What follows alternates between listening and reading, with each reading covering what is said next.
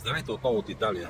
Правя това видео, защото чух много възмущение по такива чувствителни теми.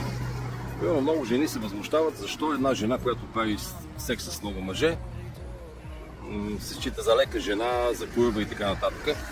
А когато един мъж прави секс с много жени, едва ли не се казва това е пичага, браво на него и така нататък. Това нещо има нормално логично обяснение. И то го е казал Конфуций. С елементарен пример. Ключалка, която се отключва от много ключове, се води за лоша ключалка. Никой не иска да има ксература или ключалка вкъщи, която може всеки ключ да отключи. И отделно, ключ, който отваря много ключалки, е шперец, или т.е. майсторски ключ. Всеки би искал да има такъв ключ. Това обяснява всичко. Tutta l'Italia, tutta l'Italia, tutta l'Italia.